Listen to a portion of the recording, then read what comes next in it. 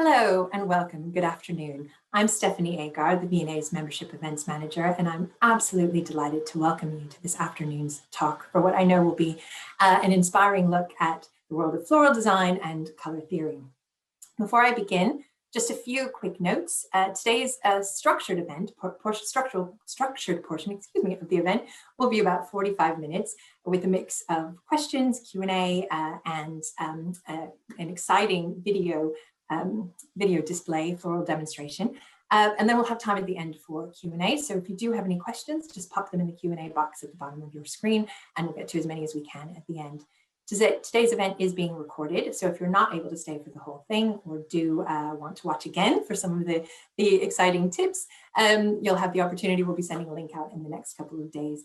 And also do check the V&A website and make sure you're signed up for our emails, as we're regularly announcing new events, and we look forward to seeing you at other online events soon, and also back in the museum from the 19th of May, subject to government guidance. But now it is my absolute pleasure to introduce Michael and Darroch Putnam, sitting to my side, joining us from sunny New York. Yeah, it was sunny, at least the last time I looked. And it's always sunny in this backdrop that I have of the V&A garden, so that solves any issues there. But Michael and Darroch are the founders of the eponymous Putnam and Putnam Studios, which has grown to global prominence in the floral world with their romantic and dramatic designs and installation, working with clients from Beyonce to Gwyneth Paltrow, Vogue, Bergdorf Goodman, you name it. They've worked with them around the globe. And they are a bi-coastal pair working and living in LA as well. So we're delighted that they're able to join us in their very busy life. They are also, of course, why they're here today, authors of 2 and counting books, because I think there are a few more in the works, including a children's book. But most recently, they are the authors of a brilliant book called Flower Color Theory, which they're going to be talking a bit more about today, which of course is available signed copies on the V&A website, and members, you do get 10% off. So if you haven't got your copy already, be sure to log on and purchase it. But I mean, now what I really want to do is start asking you, Mike and Darroch, a few more questions about this work. I mean, Flower Color Theory is the follow-up to your very successful flower color guide. And as a first question, I'd just like to know a little bit more about what inspired you to write these works, and also how you would expect them to be or hope that they're used. Yeah, absolutely. It's been, well, first of all, thank you so much for having us. We're really excited to be here. This is such an interesting book. We shot this, I think, the last photo a couple days before we went into lockdown for COVID. So it's been this weird whirlwind of being really excited to finish shooting the book. And then as we were working with Phaidon to get it published, you know, the whole events world shut down, a lot of our business shut down. But here we are again in spring, and things are opening up. And now I feel like we can truly celebrate the launch of the book, which is exciting. But yeah, so we started with Flower Color Guide, and the idea started from there just because there wasn't really any resource like it.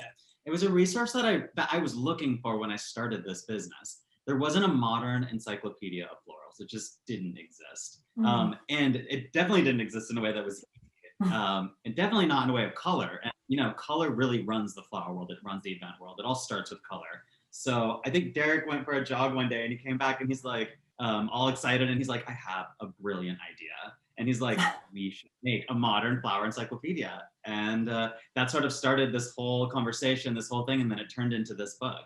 Yeah, and we really, you know, we wanted to make it a tool. So that's why we did this 5x7 size. Yeah, so this is actually in the new book, Flower Color Theory. These, like, I love these little color charts. That we did. This was one of my favorite parts of the book. But so, yeah, we wanted the first book to really be a tool that could go in your bag. You could bring it to the market. You could have it on your work table while you're arranging. You know, we just didn't want it to be like a big, heavy coffee table book, at least not yet. And then after that book came out, we knew the next step was to do a book about arrangements, but we didn't want to do the like step-by-step guide just yet, or the how-to guide, because the really way we approach our design always starts with color. Yeah, it always starts with color.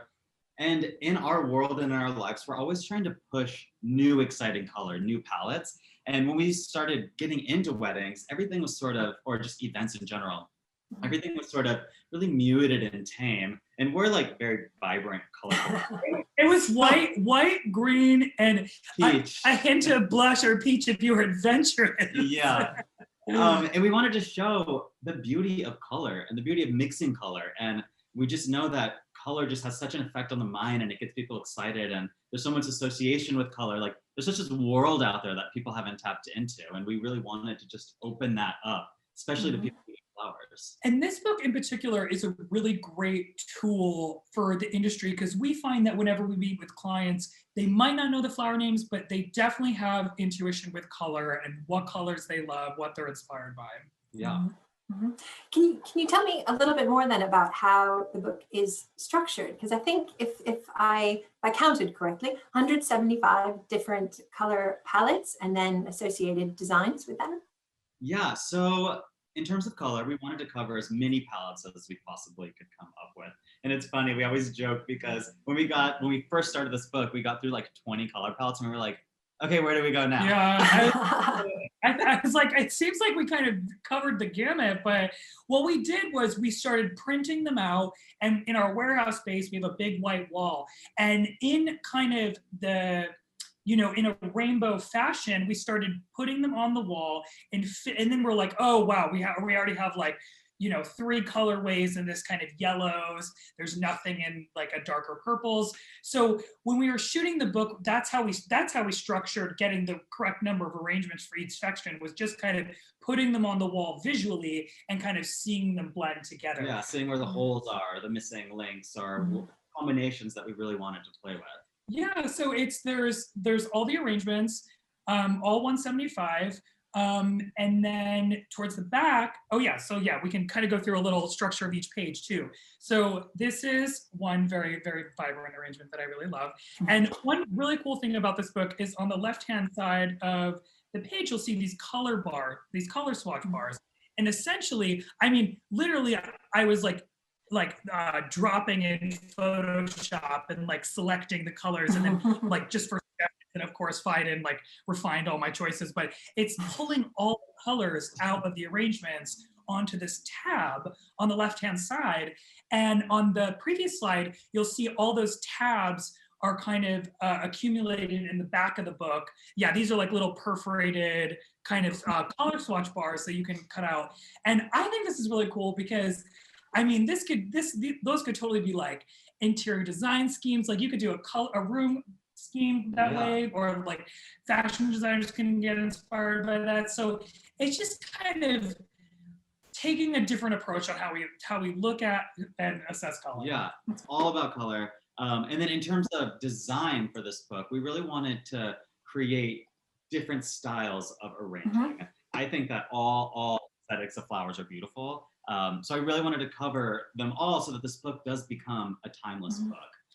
We wanted anybody from somebody that maybe might arrange in something more contrived or something more wild or loose or something more contemporary and geometric or shapely. We wanted everybody to be able to get inspired and use this book as a tool. Yeah, it's really, we don't see, like, of course we do flowers in our own style, but we really believe it's about color, and how you use it is what kind of elevates an arrangement, and it just shows like your attention to detail. I actually love this arrangement on the screen. This is so cool. Mikey did a lot of color blocking in this book, and here you can kind of see there's this big splash of black on this like white kind of backdrop of flowers, which is super cool. Yeah. And I played a lot with produce. Yeah, I played a lot with produce, and on each page it also talks about all the elements that I used in every single arrangement, and then sort of how I used it, whether it was a triadic scheme or monochromatic, and we also touch base on that in the end of the book too. There's a whole section on just different categories of color combinations. But yeah, going back to produce, for me, it's all about having that unexpected element. And it's all about putting something in an arrangement that looks sort of decadent, you know, taking inspiration from like old paintings. It's like, what can I put in here that's really just super opulent and decadent and kind of well, when you look at the paintings, especially even the painting that we kind of replicated for our arrangement that we'll do in the demo later, yeah, it's not just the one element. It's not just the flower arrangement. It's the setting, it's the table, it's like all the kind of pieces that come together. Yeah. I think that we approach what we do in a very editorial way. We don't just see it as like the flower arrangement on the table. We want to see the photograph of the flower arrangement on the table in a magazine spread. So what would that look like? It's the atmosphere. Atmosphere, for sure. I mean, well, that brings me on to a question more generally about how you got started. I mean, you've been working together for nearly a decade, but my understanding is this wasn't your first career area. No, it wasn't. So I started in interior design, and I worked at a firm for a couple of years, and I just needed to like break away from that world. So I sort of took flowers up as a hobby. And Darroch was a photographer. Yeah, I kind of went through the ranks. I was trying to break into fashion in New York City, and I started out in digital retouching, and I'm kind of like a total Photoshop editing nerd. I don't know if a lot of people know that about me. But then I got into the world of corporate photography. I was shooting for Barney's. I think initially, really the biggest issue we had is we didn't like having bosses, which is probably one of the main reasons why people start their own companies. But, so for a while we wanted to work together. We knew that we would work well together. And so when Mikey was in this firm, yeah, he just started doing flowers on the weekend. He'd go to the farmer's market.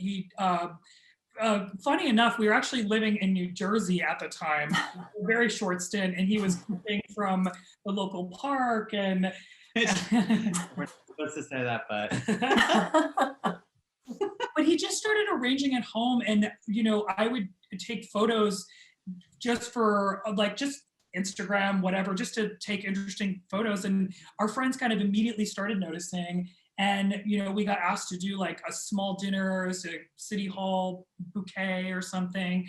And then the magazine started contacting us. So Vogue contacted us to do an editorial. And I think that that's when it really started to snowball. We both realized like, oh, this could really turn into a career. Yeah.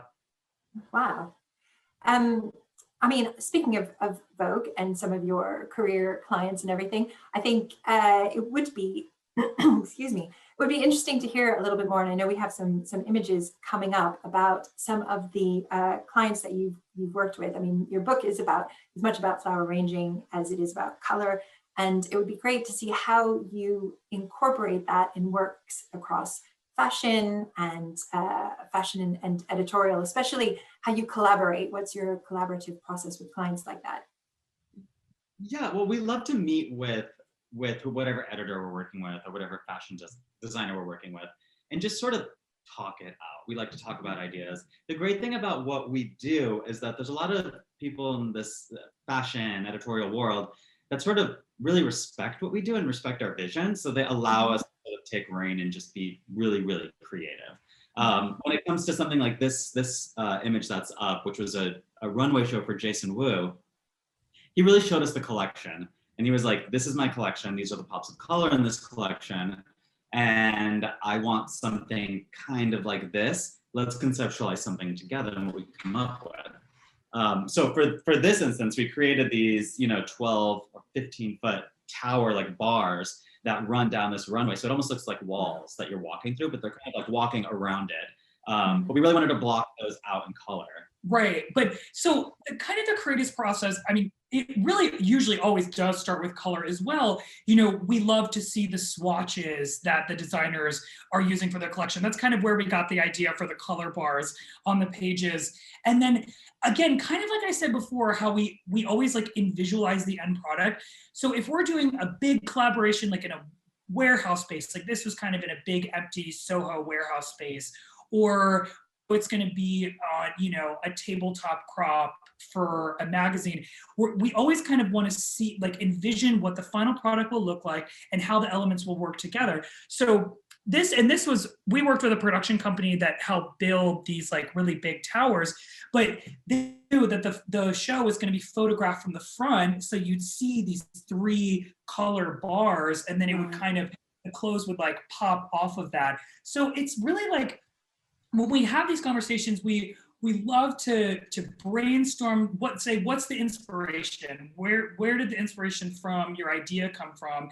And then what's the vision? How can we make this come to life? If it's in a big space, we have to go and visit the space. Yeah, and we never do anything without actually seeing a space first. You have to see what lighting is like, just all those little details that, I mean, we always say it's all about the little details that just make up the bigger picture. Yeah. And do you use sketching or rendering, or like how do you bring them together, or is it just kind of come? I mean, well, Mikey used to sketch, but we actually, so we developed this, we have an online channel, it's called the Putnam Flower channel, and there's a lot of tutorial videos, but again, my nerdy editing kid came out. We developed, basically it's like flower Photoshop. So we stems from our first book, Flower Color Guide, and you can actually crop them, rotate them, duplicate them, and layer them. So now we can create renderings of installs with flowers. So it's been amazing to pitch ideas to clients, for whether for weddings or like an editorial install. We can essentially kind of create what it's going to look like in advance, which has been really cool. Yeah. Right. Can you tell us a little bit about this image that's here on the screen, with the sort of purple and the maroon palette, and what you were trying to do with this? And Beyonce on the boat. This was a really fun shoot. Honestly, a lot of our celebrity, like our most fun projects, you wouldn't believe this, we get contacted to do them like 48 hours in advance. I was going to ask how long it takes to do something like this. No, we got the call to do this on Friday, and we had to be there Monday morning, and we shot this in Shelter Island. This was a part of the Black is King video that's now streaming on Disney Plus, and it's really dope because actually Maurice from Bloom and Plume, who's in LA, he did like shots of the video that were done in LA and did some gorgeous florals. But this was like the all-star moment for us in this video. And there's this white like canoe boat that they kind of like put out into the water. And we pre-did a lot of these flowers before she laid down on the boat. Yeah.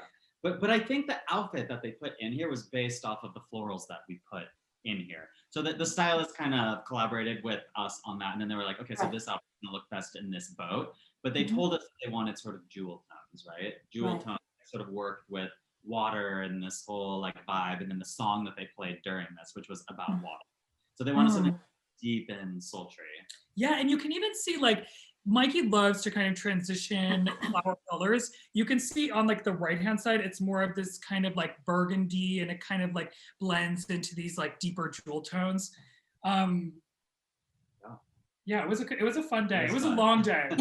Did it just, you were just kind of inspired, so that you take the language like that, the brief like that, and does it just kind of come to you? Do you try a few different things? Like, how did that? We always come prepared. So we know, like, in a lot of, especially these like shoots, it's like a lot of you can't really make it until you're there making it, but we bring all the different elements. So in our book, in Flower Color Theory and in Flower Color Guide, we break flowers down into a few different categories. You have your big face flowers, the big blooms. We have gesture, texture, filler, base structure. So we apply those principles to everything we do, whether it's an install like this, or it's a tabletop arrangement, or even a hand-tied bouquet. So we knew the color inspo, so we bring in flowers in all those categories to make sure that wherever we're putting this install, it'll feel, it'll have that kind of layered texture and undulation and that kind of thing. So it is kind of like we are totally just kind of creating it on site, but we come with all those different elements that really help make it feel like a finished arrangement. Right. And I think we've got a few more of your projects here. I mean, you mentioned Tablescape, and I think, is this a magazine shoot? This was for Harper's Bazaar, yeah. Right, yeah, that's what I thought. Yeah. And again, what was the brief for that? Yeah, that one's really fun because they came to us saying, color. we're literally doing a story just on this one specific color. And it was this like golden mustard yellow. And they were like, whatever you want to do, just be decadent, be wild. We're going to get some like other like people to like, you know, send their tabletop in, send their candles. So that was also really collaborative, but we had so much freedom and color with this. What's fun about doing editorial stuff, and I was actually able to shoot this one, which was really fun for me. Wow. But we always approach it in like, we're gay kids from the 90s. We were so inspired by, you know, Kirsten Dunst and Marie Antoinette. Like those kind of movies were just the ostentatiousness and the ridiculousness. And so it's like, what kind of table do we want to sit down and have a party at? And it would definitely look like this for sure. Yeah. I think there's like a golden dusted uni sea urchin situation there. But just using our imagination. Wow, and I think on the next slide is quite dramatic. This one here. Were you working with the snakes as well? Yes. I left the studio. I couldn't do. I didn't shoot this one, and when the snakes came in, I was out. But this was really cool because this is a project that doesn't have any flowers in it, but it sort of brings in, you know, my background in interior design. So they were like, let's think really spatially here. Let's create a jungle. So they brought snakes in, and I created this whole world where there's like moss and little things growing out of cracks and big, you know, decaying logs. And but when Mikey approaches this kind of set design stuff, again, it's these same principles. So in this photo, you can see there's like varying textures, and you have the bigger palm leaves in the back, like paired with smaller, more delicate ferns. And it's like we always try and replicate how things would look in nature, and you know that nothing's going to be perfectly symmetrical in nature. Not everything's going to be really polished. It's going to feel a little messy. Yeah, and that's totally the vibe in this. It's really just channeling something that's very realistic in that sense. Wow. And are there any colors off limits, or is everything? There's space for everything. There's space for everything. It's all an approach. One of Mikey's favorite color is red, which is like, we find is a very polarizing color. We're almost always told specifically never to use red in anything that we do from clients. And we believe that there's a lot of association with red. Right. So it's like Valentine's Day, Christmas, Chinese New Year, whatever.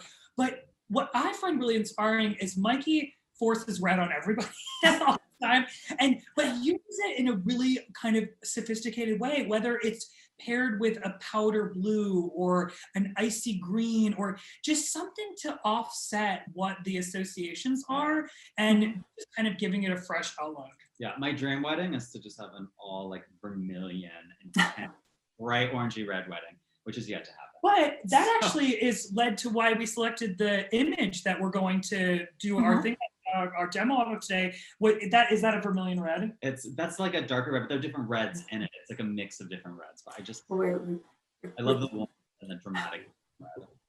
And we will be coming to that. But you mentioned weddings. I know in my wedding we had I was really excited about orange and fuchsia together. So that was what we had, really vibrant but really small paired back. But it is wedding season upon us, and hopefully lockdowns easing and more plans coming ahead. I think you've been quoted as saying color is queen when it comes to planning a wedding, and you've worked with clients such as Gwyneth Paltrow. And I would also be remiss if I didn't say that the V&A also hosts weddings, and so maybe one day you'll be able to do some. I would love to. That view, the view behind you in the courtyard looks gorgeous. And just like that.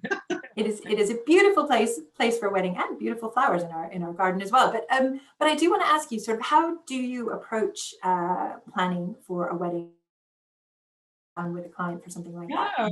So first of all, we're just so happy to be, our first big wedding of the year is in early June. We're doing one of our big blowout events in the Hamptons, and we're so excited for it. It's really, you know, we do, of course, we have, you know, straighten our business a little bit and have books and tutorials and all that kind of stuff. But weddings is a big moneymaker for us. And it was really challenging to go in lockdown and have that all down for a year. Now the next 6 months are going to be a little interesting because, you know, of course, we're the weddings that had to be rescheduled from COVID and new clients. So we're going to be busy, but we're very thankful for that. really excited to be back up and running.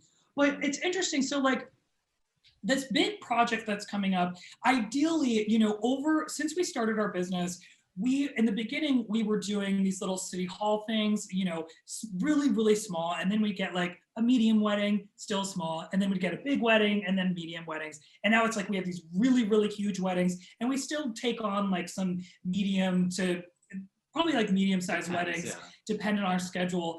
But the process behind these blockbusters is what's fascinating to me and I am truly in love with. I think that's where our team probably puts in most of the energy.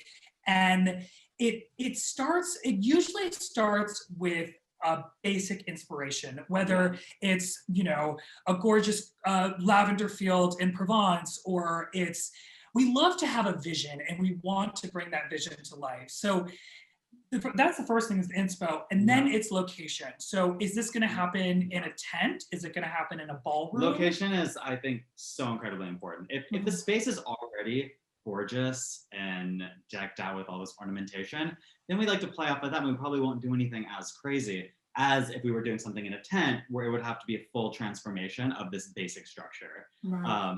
And a lot of our big weddings are actually tent weddings, which is really fun because it's almost like creating like a theater set or like a movie set. We're really from top to bottom transforming and creating space. And on these big jobs, we get to do so much more. So we are actually the ones that are like doing the tabletop china, doing all the rentals for the furniture, doing build outs. Oh, this was in Lake Como.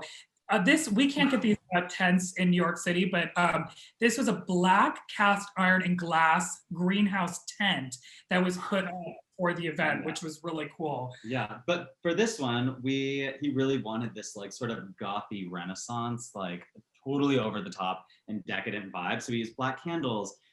We surrounded the entire ceiling was just dripping with vine. This is actually, so this was a destination wedding, but we would definitely consider this one of like the top tier weddings. So you can just see that it's like all the details are thought through, from the linens to the cutlery. And then even like when you're kind of looking outside the window, you see those citrus trees, like those weren't there. Like we wanted to create an entire environment for people to just be like enclosed in.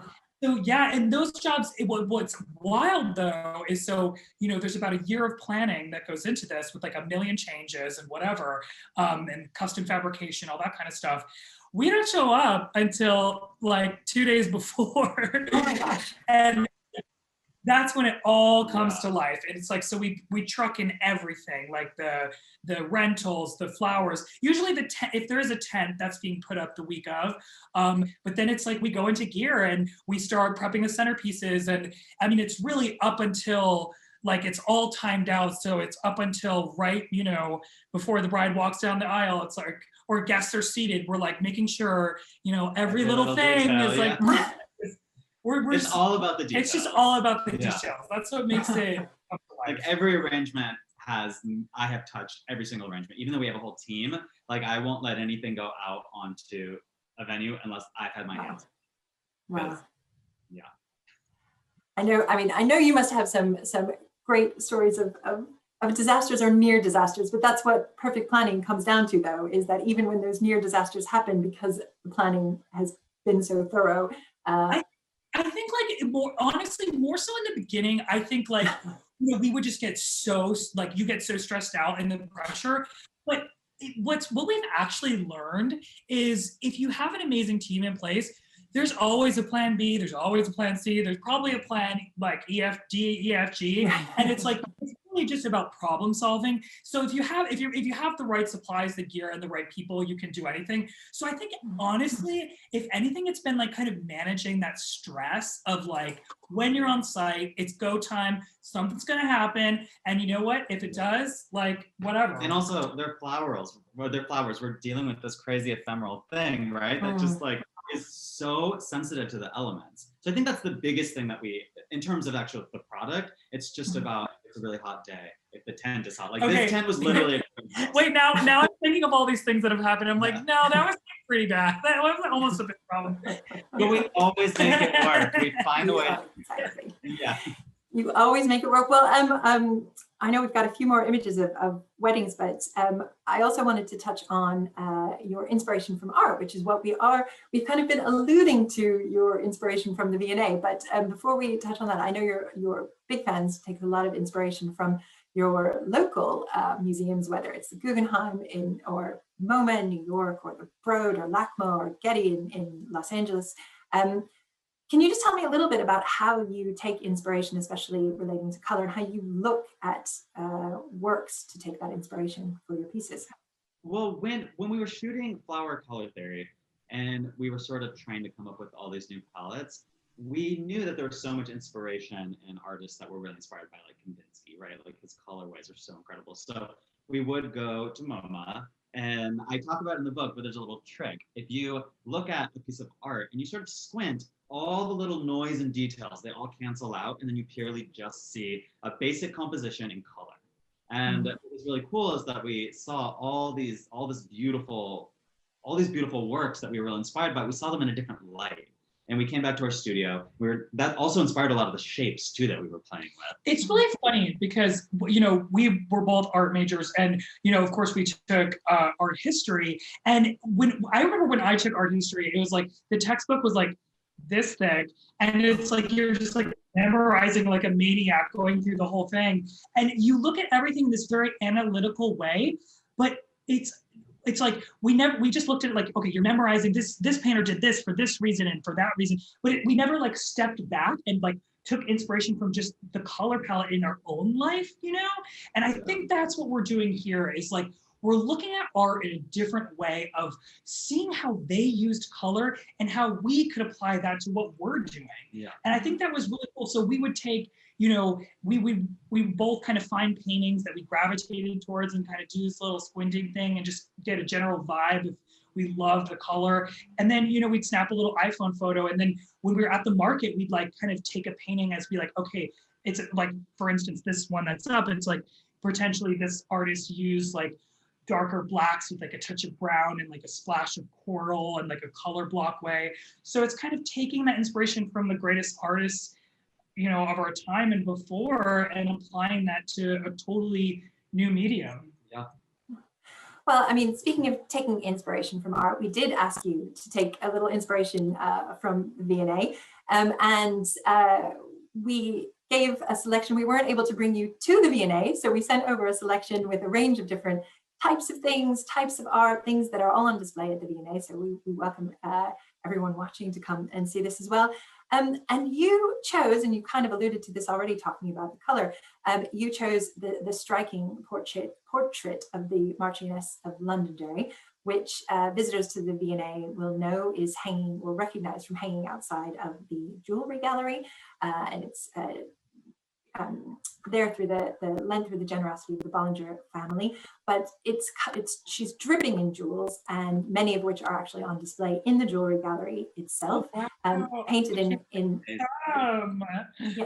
So you can see some of those jewels, especially the turquoise, I think, painted in 1831. There's loads more information on the V&A website if anyone wants to check that out, and we'll include a link when we send out the recording of this. But I wanted to know, of all of the selection that we sent you, what drew you to this? I mean, first of all, she's fabulous. She's fabulous. We didn't know who this was, and we were just thrown off. It's one of the most complicated, well, not complicated, but you know, we joke the associations, but red and yellow is a really tough color palette to kind of like, you know, elevate. People have so much association with those two colors, but the red in this painting, like the red of the gown or the cape, just as I'm looking at it right now, it's just like, it's like fading and blending. It's like darker, rustier. It's incredible how this artist used so much transition of just red on this gown. It's like, it's the light, it's the atmosphere. I think there's so much atmosphere and there's so much emotion in this painting. Mm-hmm. And something that we love to do, like Darroch talked about before, is create atmosphere. It's not just about the arrangement, it's about everything around it.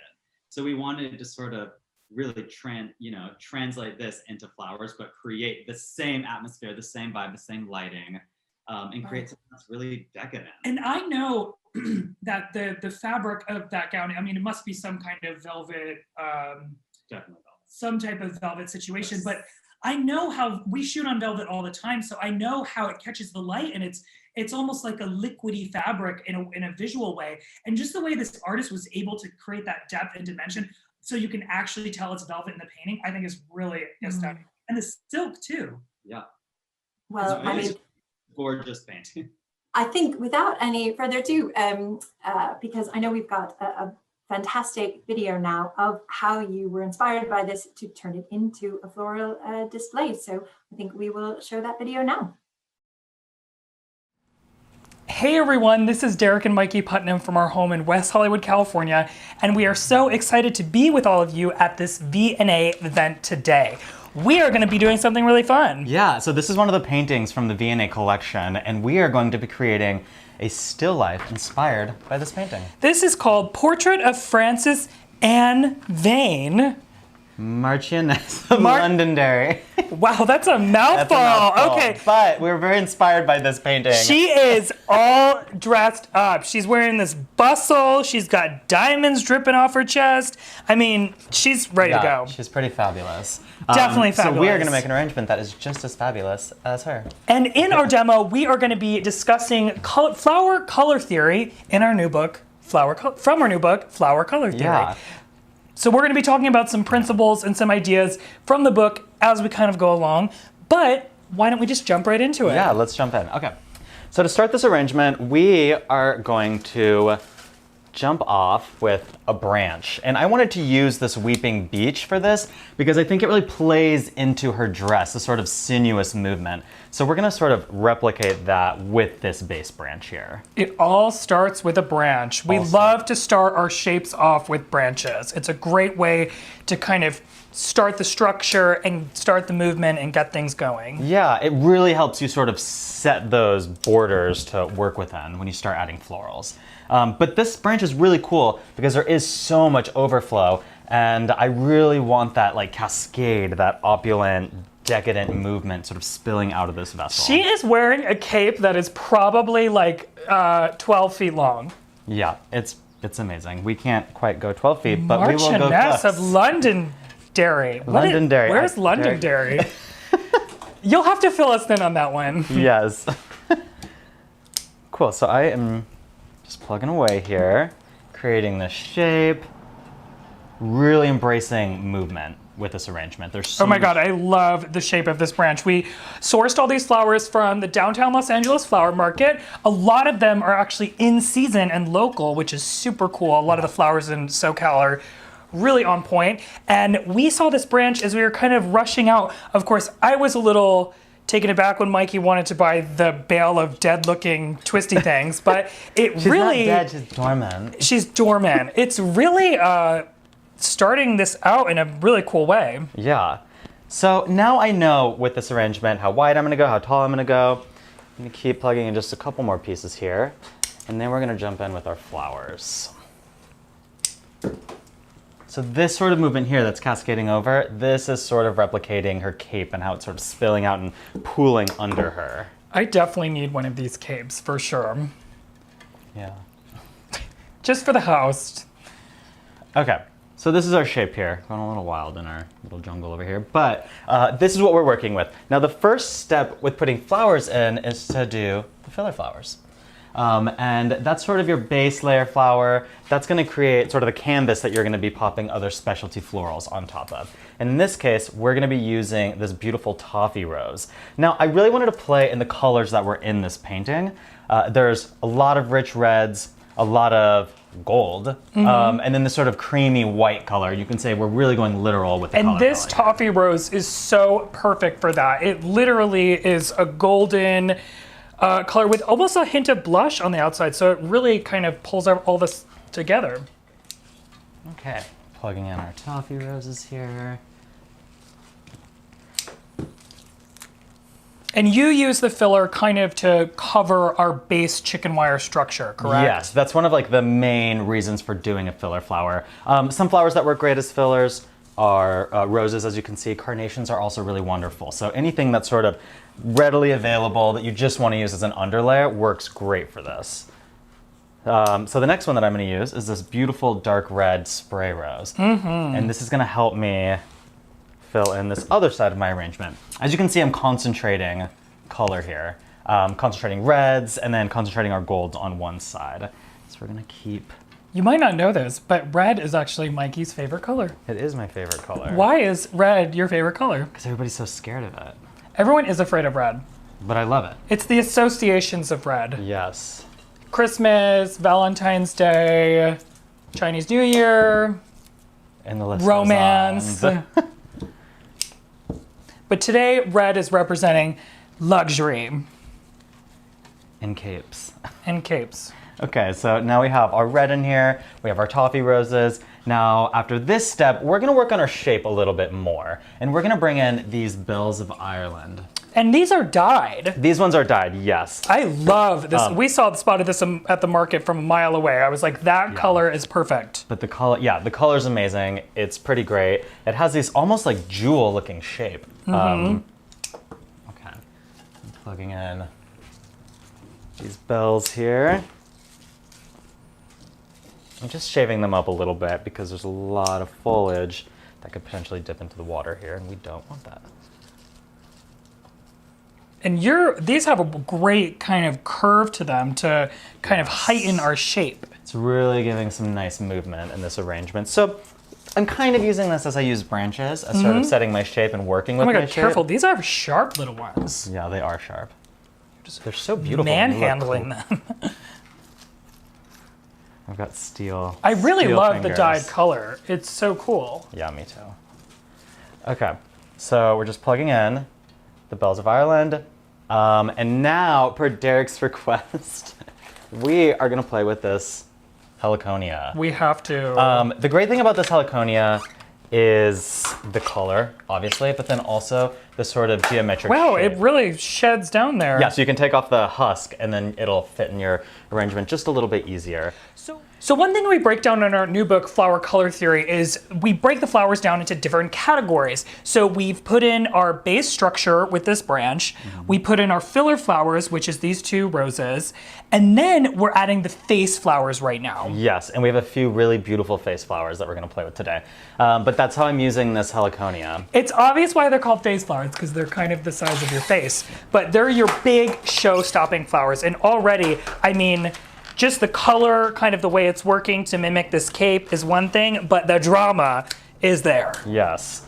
Normally I try to stick to 2 different face flowers. In this case, we have 3 face flowers that we're gonna be playing with. Because we're going big today, for sure.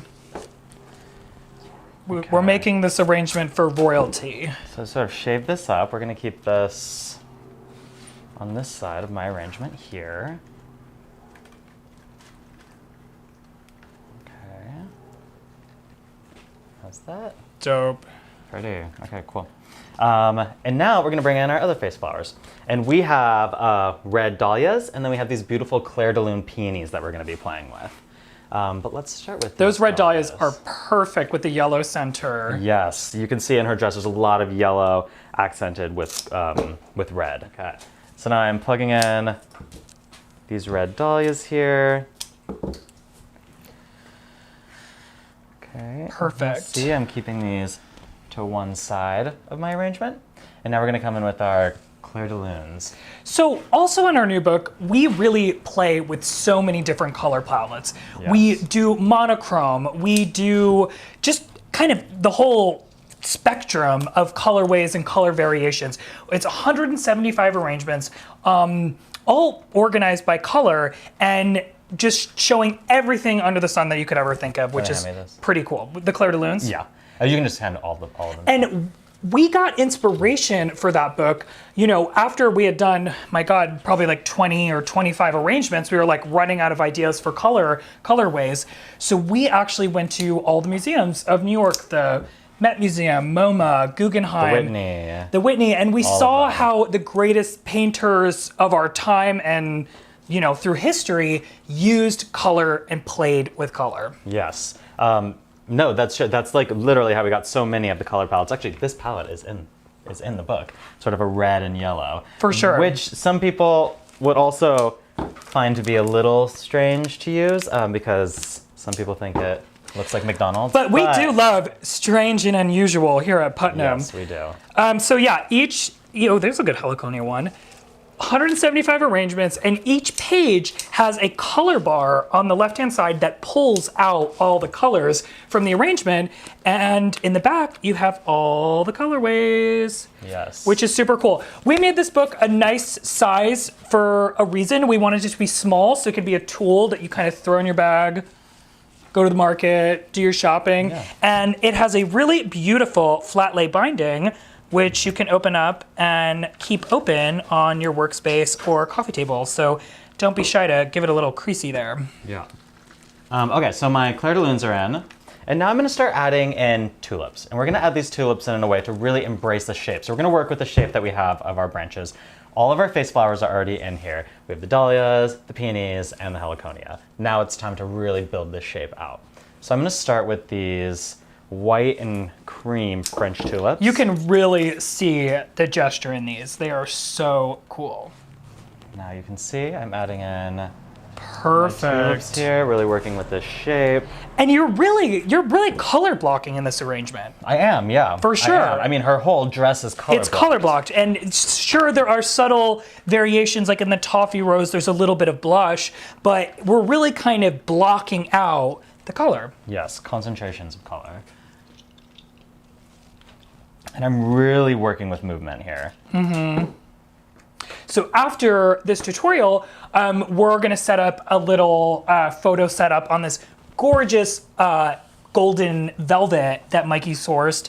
And we're gonna take a really beautiful photo, and we'll play that into the feed at the end of this video. Yes, it's gonna be a full still life set. And then we'll put it side by side with the painting so you can tell us how we did.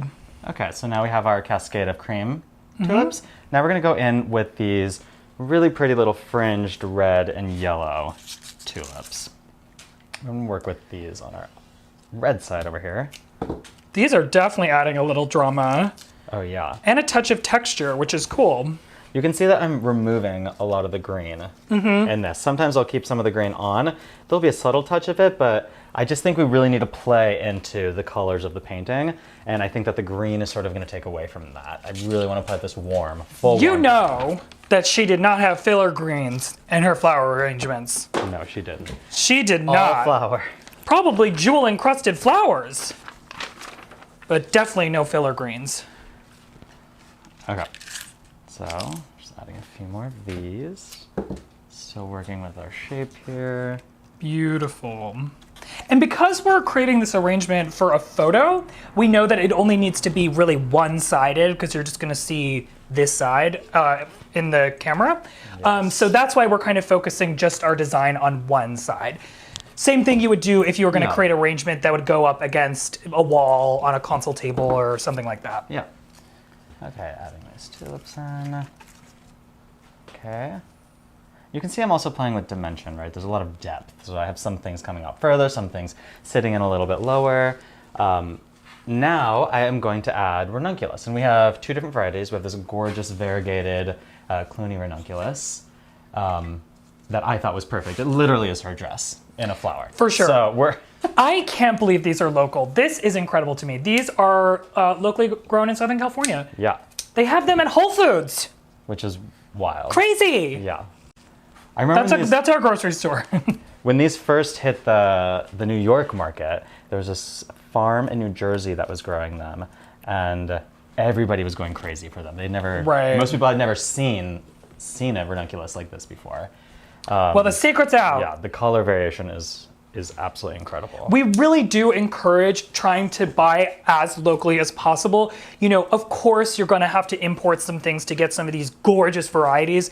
They're not all grown in Southern California, but we do use local product when we can. And I gotta say, like, the local product actually holds up really strong. Yes. It's so cheap, and it's, I think, a bit healthier because it doesn't have to travel as far. No, that's the biggest thing. Like, unfortunately, it's not peony season, so these peonies are imported, and you can just tell the difference. We had to import peonies for her. Yeah. Come on. Okay, so now we're just plugging in these ranunculus. You were convinced that they look like eggs. Little eggs, yeah. They look like eggs. Little yolky eggs. You were convinced that they were not going to make it through the night. Some peonies are very temperamental. Yes, These are one of them. especially out of season peonies. For sure. Okay, so I'm just bringing in a couple more of these ranunculus. Oop, that one's a goner. Okay. Wow, that really ties in. It just pulls all the color together. It pulls all the color together. That's kind of a signature move that we do here at Putnam. Mikey loves to play with two colors at different ends of the color spectrum and blend them together. Yes. And we do a lot of that in our new book. There's a lot of different examples of that, and also examples of this kind of color blocking technique. Some of these ranunculus in. So gorgeous. Right? It's like the best palette. And now we're gonna bring in gesture, and we're gonna bring in gesture with this, and we have this gorgeous fritillaria over here. We're really gonna play this. And these are butterfly ranunculus. Butterfly, yeah. These are incredible. They have this slight sheen to them. It's like an iridescent sheen. It is, they look almost like a metallic. Yeah, or like ceramic or something. They're so beautiful. We're gonna work with our shape here. Just bring some of these in and they'll just kind of float around and dance around what we already have in here. Now our butterfly ranunculus are in. Now we're gonna add in these great little fritillarias, and then we're gonna add an amaranth for texture, which is the last element that you really want. These are so fun. These are little dancers. These are definitely. We love when our arrangements dance. And all this kind of, these little specialty guys add with that shape brings this to life. Now we're adding our amaranth, and we're this really is gonna so cool. Embrace our cascade here. This is her cape. This is her cape. Yeah. This is the last touch of drama that we all knew that we needed. Ah, gorgeous. Okay, let's add a little bit more. The shape is amazing. Finishing touches here. Really stunning arrangement.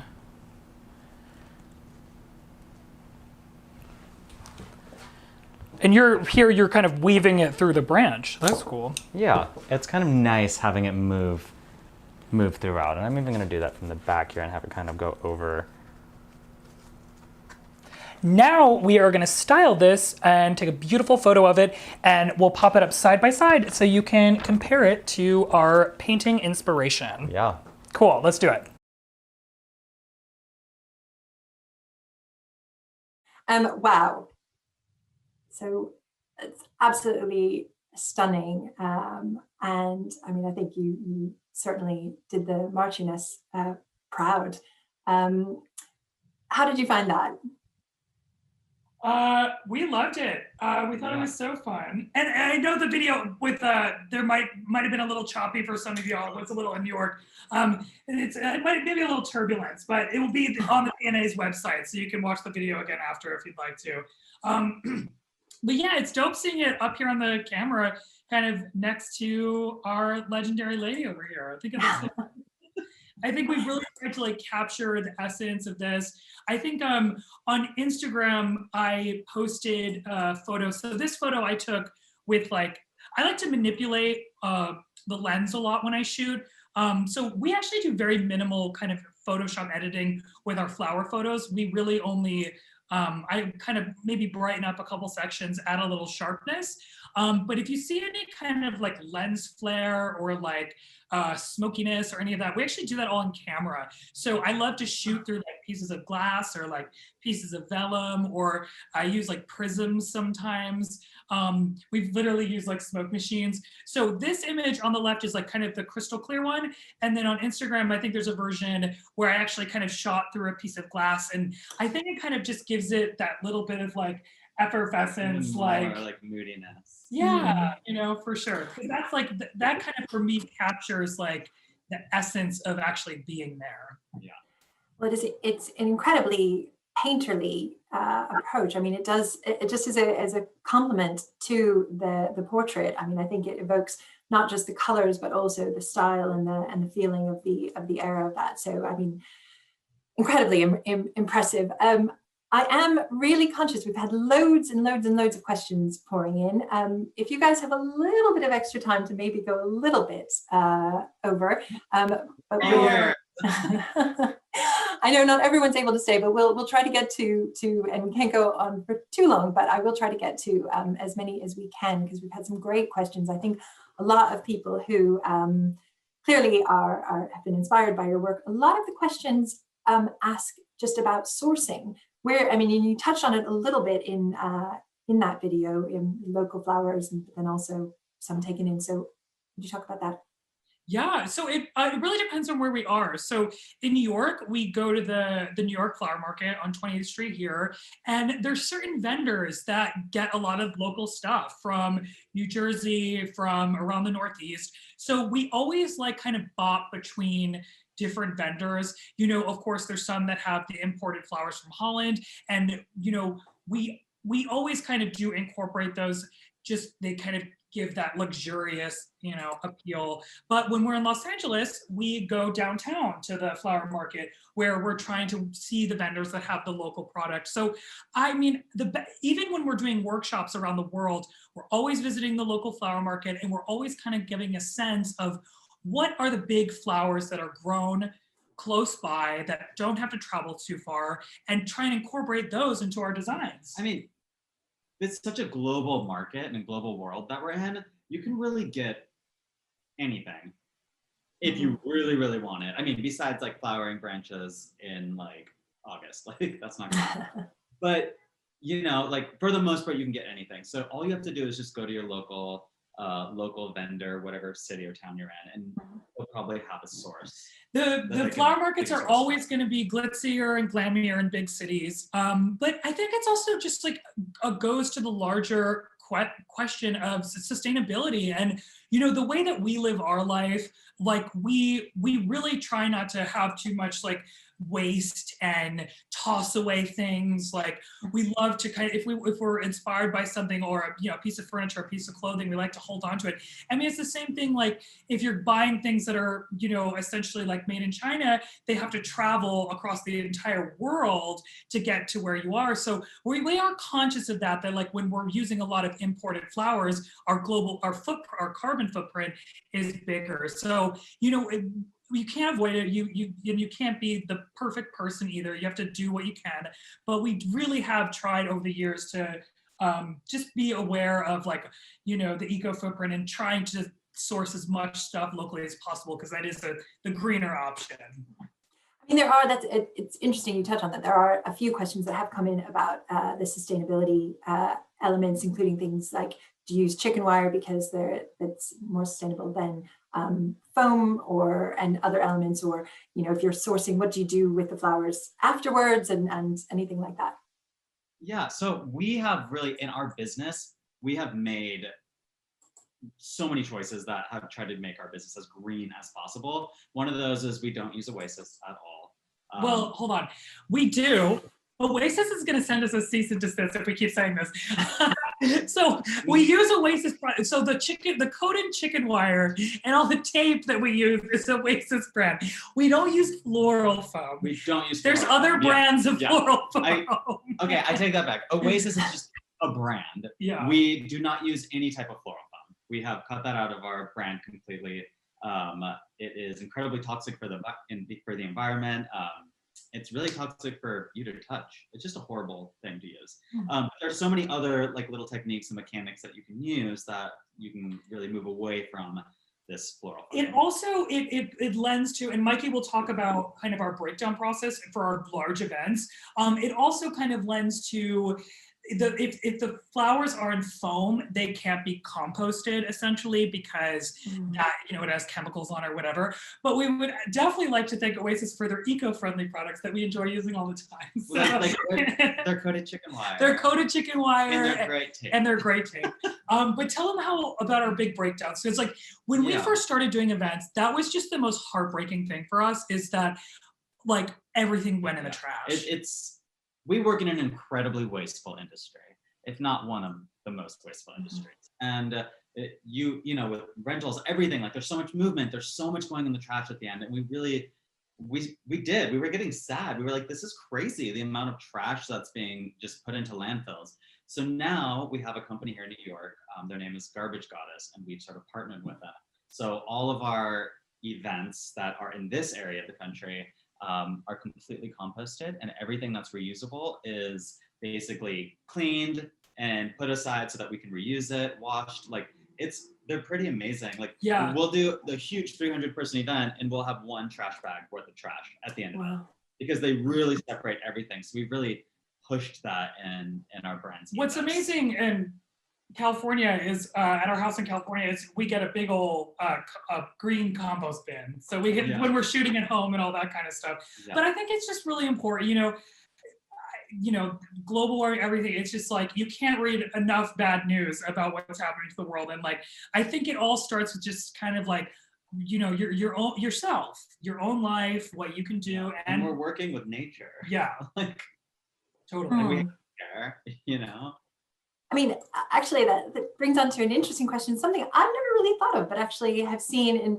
flower arrangements that I've done or received. Do you have any advice on how to choose flowers that go together so that they live the same length of time? Some don't drop off sooner than others. That just takes time. That takes time. That's like that's trial and error. But honestly, we have never had a problem with flowers dying because of other flowers being with it. We've never had a problem with this. I mean, our turnover, we don't do house accounts or restaurant accounts, so we don't need to create arrangements that last a week or two. Like that's just not something that we do in our own business. But if you do run that type of business, it definitely takes a little bit of trial and error. Checking up on if it's an account, you can check up on it. But for a delivery, ask your vendors. Ask the people that sell you the flowers. That's why our vendors to us, we started in New York City. They just feel like family because we went in with we were just really curious guys that were asking a million questions. And so ask your vendors to be like, okay, I have an arrangement. It needs to last a week. What do you got? So I think that when in doubt, the best thing to do is to ask the people that are selling you the flowers. And they want to help you. Yeah, for sure. Because they want you to be their customers. Switching tack just a little bit. I mean, you mentioned a little bit about you've touched you touched everything at the end of the day with that big wedding that that we had some pictures of. But you did refer to your team. How big is your team, and how do you work with them? Do you give sort of prototypes and then set them off to work? And how does that work? Yeah, so I mean, it's really interesting. Again, our team before COVID 1 year ago was our full-time team was like 7 people, and now there's 3 of us. 1, 2, and our main CFO, our COO, Zeke.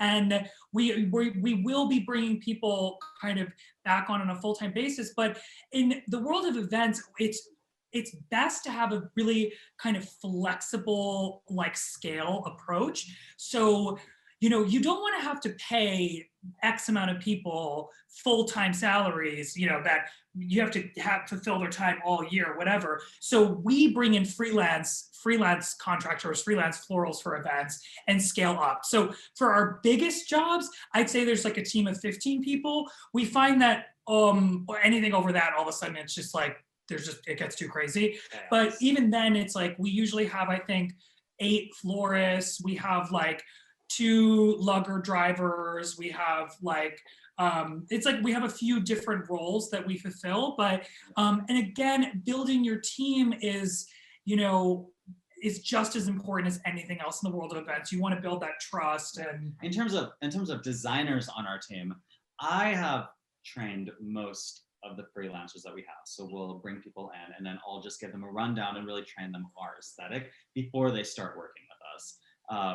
And then the process is, for a centerpiece, I will make a mock-up and we'll stick it in the middle of the table and everybody sort of works to recreate that. Now, I love when there's a slight difference in variation in every arrangement instead of having everything be so uniform. So it kind of works in that sense, but still, before anything is set off, I sort of just sit at the end of the table with my Lazy Susan and everybody puts their arrangement on my Lazy Susan and I spin it around and I make my little adjustments and then it gets pushed aside to get packed up to go to the venue. So it really is my eyes are really on Wonderful.